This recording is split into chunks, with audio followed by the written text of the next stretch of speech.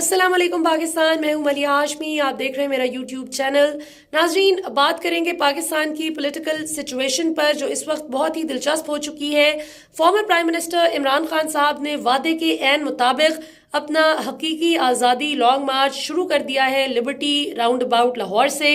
और जिस किस्म का चार्ज्ड क्राउड इमरान खान के साथ निकला है कल और आज शाहदरा के मकाम से होता हुआ फिरोज वाला पर रोका गया उस लॉन्ग मार्च को, और कल इंशाल्लाह मुरीदके से बताया जा रहा है कि 11:30 बजे इसका आगाज होगा। बहुत ही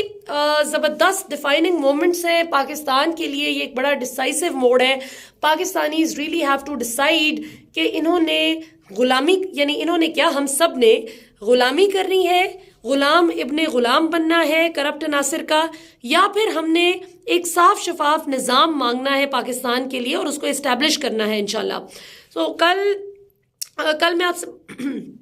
सॉरी, बोल के मेरा गला बिल्कुल बंद हो चुका है। मैं कल से आपसे बात नहीं कर सकी, हालांकि कल एक बड़ी ब्रेकिंग डेवलपमेंट हुई आज़म स्वाति साहब के हवाले से। उस पर भी आज के प्रोग्राम में बात करेंगे इंशाल्लाह। और सॉरी, ये ज़रा थोड़ी सी स्क्रीन, अभी आपको लगेगा फ़ोन ज़रा थोड़ा शेकी है, ये हिल रहा होगा क्योंकि I am holding this phone in my hand और मेरे पास अभी कोई स्टैंड वगैरह नहीं है और मेरे पास टाइम भी बहुत कम है। तो इससे पहले कि मैं घर के लिए निकलूं, मैंने सोचा कि मैं फ़ौरन से एक वीलॉग में आपसे बात करती हूं मौजूदा पॉलिटिकल सिचुएशन पर। ये जो बैकड्रॉप आपको नज़र आ रहा है, मेरे बैकग्राउंड में आपको जो स्क्रीन नज़र आ रही है, अगर आ रही है, यस आ रही है नज़र, ये जो बैकड्रॉप है ये इमरान खान साहब की हकीकी आज़ादी लॉन्ग मार्च का बैकड्रॉप है। और मैं इस लाइव ट्रांसमिशन को होस्ट कर रही हूँ कल से, और तकरीबन पिछले हमें कितना टाइम हो गया, 36 घंटे, यस 36 घंटे हो गए मुसलसल। और इसमें मुसलसल बोलते बोलते पहले ही मेरा कुछ गला ख़राब था और अब मज़ीद बैठ गया। और अभी जाहिर है कि इंशाल्लाह अभी आज़ादी हकीकी आज़ादी मार्च चलना है और मैंने आवाम से वादा कर रखा है कि एक एक अपडेट आवाम तक पहुँचाएंगे इंशाल्लाह। पैमरा ने डरपोक होने का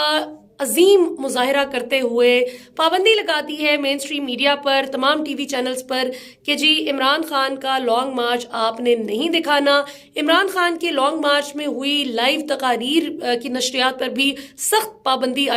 कर दी गई है। और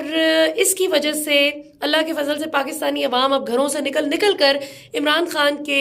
इस लॉन्ग मार्च में शरीक हो रही है, ये देखने के लिए कि आखिर ऐसा क्या मसला है जिसकी वजह से ये इतना घबरा गई है इम्पोर्टेड हुकूमत। और डिजिटल मीडिया पर ऑब्वियसली हम इसको होस्ट कर रहे हैं तो वो तो अवाम को अपडेट्स मिल रही हैं।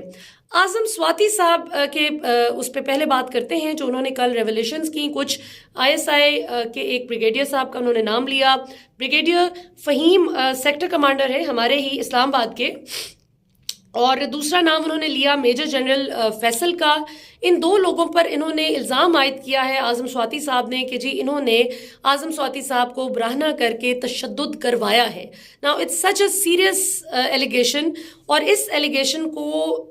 बहुत थॉरोली इन्वेस्टिगेट करने की ज़रूरत है, क्योंकि तशद्दुद कराना, सख्ती से निमटना, ये उन लोगों के लिए तो जायज़ है कि जो कोई आपके मुल्क में दुश्मन आ घुसे, आपको नुकसान पहुंचाने की कोशिश करे, आपके मुल्क को, आपकी कौम को तकलीफ देने की कोशिश करे, उसके साथ तो चलो समझ आती है कि एक जायज़ हद तक आपको करना चाहिए दुश्मन से सलूक, चलो समझ भी आती है कि आप अगर मारपीट करते हैं एक दुश्मन की जिसने कानून तोड़ा, आपकी बाउंड्री को वायलेट किया, आपके बॉर्डर की जो एक हुदूद है उनको पामाल करते हुए वो आ घुसा आपके मुल्क में। लेकिन हम देखते हैं कि कुलभूषण यादव हो जो कि पकड़ा गया था हुसैन मुबारक पटेल के नाम से, वो एक फेक पासपोर्ट लेके फिर रहा था। बलूचिस्तान से ये दहशतगर्द पकड़ा गया था रॉ का, जो कि ईरान में सेटल्ड था और बड़े तरीके से वो पाकिस्तान आया। और फिर पता ये चला जब उसको थोड़ा सा जाहिर है कि उसके स्क्रू टाइट किए गए पाकिस्तान की फौज और पाकिस्तान की हमारी जो इंटेलिजेंस एजेंसी आईएसआई है, जब इन्होंने ज़रा उसके स्क्रू टाइट किए तो उसने बताया कि मैं तो कई दफ़ा पाकिस्तान आ जा चुका हूँ इस जाली पासपोर्ट हुसैन मुबारक पटेल के नाम से, और मैं 40 रॉ के एजेंट्स को ट्रेन करके पाकिस्तान में प्लेस करने की भी तैयारी कर चुका था। लेकिन हमने देखा कि उस पर कोई ऐसा जिस्मानी तशद्दुद की रिपोर्ट्स कम अज कम सामने नहीं आई। सिमिलरली जो अभिनंदन आया था वो तो अभी की बात है کہ کس طرح سے اس کو چائے پلا کر اپنے اخلاق کا گرویدہ کر کے پاکستان کی فوج نے بھیجا تھا، اور پاکستان کے لیے جو عام بھارتی عوام ہے، جسے بھارتی زبان میں، ہندی زبان میں وہ جنتا کہتے ہیں، وہ پاکستان اور عمران خان کے گرویدہ ہو گئے تھے، ایون پاکستان کی فوج کے گرویدہ ہو گئے تھے کہ پاکستان کی فوج نے اس کو، ابھی نندن کو، پاکستانی عوام سے بچایا تھا، ورنہ جس جگہ پر وہ گرا تھا اس کا جہاز، وہاں پہ پاکستانی عوام نے اس کو جب دیکھا تو وہیں پہ ہاتھوں سے، تھپڑوں سے، مکوں سے اس کا علاج کرنا شروع کر دیا تھا، اور یہ پاکستان آرمی تھی that came to his rescue. تو ہماری پاکستان کی فوج تو اتنی زبردست ریپوٹیشن رکھتی ہے ماشاءاللہ، فلالیس کارکردگی ہے ہماری فوج کی ماشاءاللہ۔ ہم تو اپنی فوج پہ بینک کرتے ہیں۔ میں تو انٹرنیشنل میڈیا پہ جو پاکستان کو ریپرزینٹ کرتی ہوں، بالخصوص انڈین میڈیا پہ میں کتنا آتی رہی، تو میں نے تو ہمیشہ اپنی فوج کو ہی اپنی طاقت سمجھا ہے، آج بھی سمجھتی ہوں۔ لیکن یہ جو ایک سیریس الزام اعظم سواتی صاحب نے لگایا ہے، میرا یہ خیال ہے کہ اس کو ایگو کا ایشو بنائے بغیر ہمارے آرمی چیف کو چاہیے، اور ڈی جی آئی ندیم انجم صاحب، جو کہ پاکستان کی تاریخ میں پہلے ایسے ڈی جی آئی ہیں جنہوں نے کسی سیاستدان کے خلاف پریس کانفرنس کرنے کے لیے باقاعدہ میڈیا کا اہتمام کیا ہو، میڈیا کو بلایا ہو، اور جس دن ارشد شریف کا جنازہ اٹھ رہا تھا، کلمہ شہادت کی صدائیں بلند ہو رہی تھیں ان کے گھر، پھولوں کی پتیاں نچھاور کر رہی تھی پاکستانی قوم، اور ہم سب ان کی جنازے کی اور ان کی جو آخری رسومات ہیں اس میں ان کے گھر والوں کو سپورٹ کرنے کی، ایموشنل سپورٹ ایکسٹینڈ کرنے کی تگ و دو میں تھے۔ وہاں اس وقت D G I S I press conference کر رہے تھے ندیم انجم صاحب، جس میں ارشد شریف کے حوالے سے جناب انکشاف فرماتے ہیں کہ اس کی جان کو کوئی خطرہ نہیں تھا، اور اگر ایسا تھا تو ہمیں کوئی علم نہیں تھا، اور ویسے ایسا تھا ہی نہیں، پاکستان میں بالکل سیف اینڈ ساؤنڈ تھا۔ تو یہ ظاہر پاکستانی عوام کے دل پر یہ چیزیں نقش ہوئی ہیں، تو میں چاہوں گی کہ ڈی جی آئی ایک اور پریس کانفرنس کریں، اور یہ جو الزامات ان کے دو لوگوں پر عائد ہوئے ہیں، ان میں سے میں میجر جنرل فیصل کو تو نہیں جانتی، ان سے تو میری کبھی ملاقات نہیں ہوئی، لیکن بریگیڈیئر فہیم تو بڑے معقول انسان ہیں، یہ پہلے کاؤنٹر انٹیلیجنس سی آئی کے ہیڈ رہ چکے ہیں اسلام آباد میں، اور بڑا کمپیٹنٹ آفیسر ہے۔ تو میں مطلب میرے لیے انبلیویبل ہے، بات بڑی شاکنگ بات ہے کہ اس طرح کا الزام ان پر بھی عائد کیا گیا ہے۔ لیکن بہرحال یہ جو ڈی جی سی ہیں ہمارے میجر جنرل فیصل، ان کا نام بتایا ہے انہوں نے، اعظم سواتی صاحب نے، تو ان کی ضرور انویسٹیگیشن دونوں افسران کی ہونی چاہیے۔ ڈی جی سی چونکہ زیادہ بڑے عہدے پر فائز ہیں، تو ان سے بھی پوچھا جانا چاہیے کہ آپ اتنی امپورٹنٹ پوزیشن رکھتے ہیں، آپ پر یہ بات کیوں کی، اور اگر اعظم سواتی جھوٹ بول رہے ہیں تو یہ دونوں افسران ڈی جی آئی اور آرمی چیف کے ہمراہ اعظم سواتی صاحب کو عدالت میں لے جائیں، ان کو سو کریں، اور اگر اعظم سواتی صاحب کے الزامات میں کوئی صداقت ہے، بھلے صداقت کی رمق تک بھی موجود ہو، تو اس میں پھر ان کو انصاف دلانا آرمی چیف کا کام ہے کہ وہ اپنے ادارے میں چیک کریں کہ ایسے کون سے لوگ ہیں یہ جو براہنہ کر کے تشدد کرنے والی باتیں تھیں۔ اس کا مطلب ہے کہ یہ تو الزامات پہ جو لگ رہے تھے، انہوں نے تو نام لے لیے اعظم سواتی صاحب نے، سینیٹر اعظم سواتی نے، تو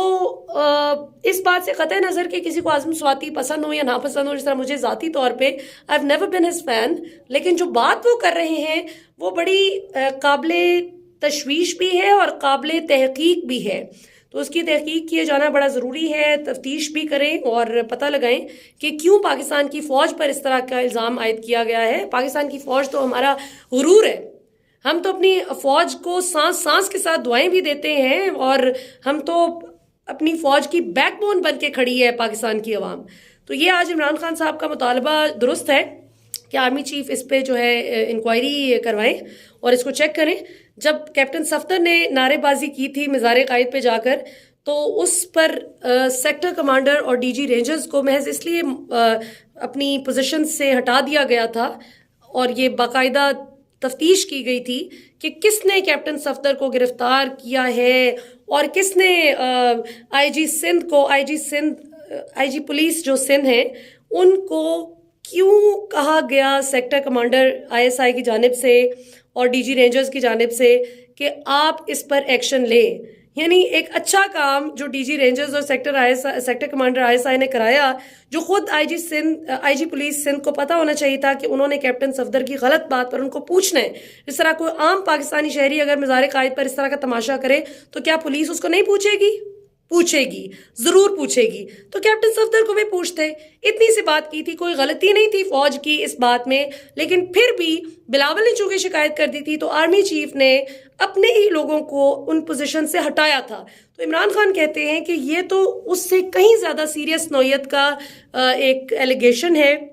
جو لگایا ہے اعظم سواتی صاحب نے. شکایت کی ہے کہ ان دو لوگوں نے مجھے جو ہے وہ مجھ پر تشدد کروایا، اور اعظم سواتی صاحب کا ایک کلیم ہے کہ ان کو بے لباس کر کے تشدد کروایا. تو یہ بڑی غلط روایت ہے، جو اگر یہ درست بات ہے کہ یہی دو لوگ اگر انوالوڈ ہیں تو ضرور اس پر انکوائری ہونی چاہیے. باقی انشاءاللہ تعالی خان صاحب کے لانگ مارچ پہ ول کیپ یو پوسٹڈ کہ کہاں پہنچا ہے، کیا ہو رہا ہے. ابھی میرا گلا بھی جواب دے گیا ہے اور میری ہمت بھی، and since I am holding my phone in my hand, so ابھی کسی بھی وقت میرا فون کھڑپ کر کے گر بھی سکتا ہے. تو سوری، بڑی شیکی وہ ویڈیو بنی ہے، ہلتا رہا فون. لیکن ابھی میرے پاس اس وقت کوئی وہ سٹینڈ وغیرہ نہیں تھا کہ میں اس پہ فکس کر کے وہ جو ہے ویڈیو بناتی. اس لیے خدا رہا جو لوگ مشورے دیں گے کہ آپ اس کو اسٹیگنٹ رکھتی، آپ ایسے کر کے بنائیں، I am always on the move. تو میرے پاس اتنا ٹائم نہیں ہوتا کہ اس طرح کی میں اس میں پڑھوں، اور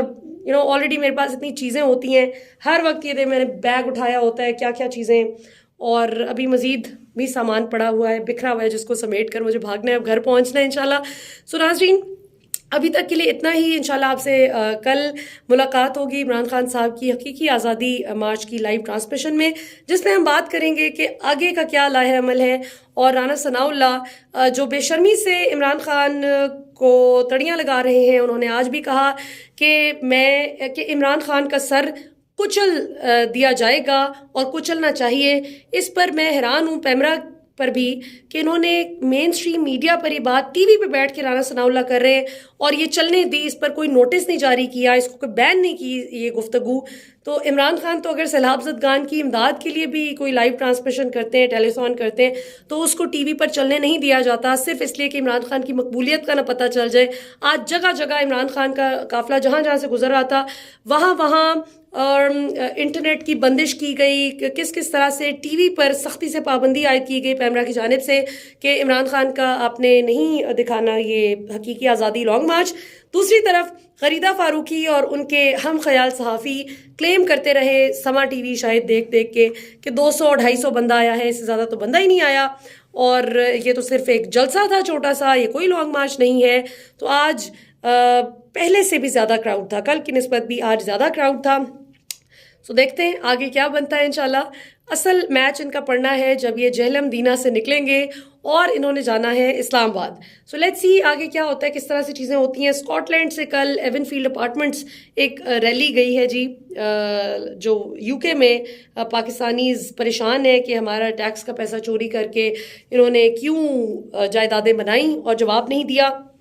اور ساتھ ساتھ سندھ سے اور دیگر جگہوں سے بھی، کے پی سے بھی مختلف قافلوں کی صورت میں لوگ پہنچ رہے ہیں اسلام آباد. بلوچستان کو ہم کیسے بھول سکتے ہیں، بلوچستان از ویل. سو دیکھتے ہیں جی کیا ہوتا ہے. انشاءاللہ آپ سے کل پھر ملاقات ہوگی. پاکستان ہمیشہ زندہ باد.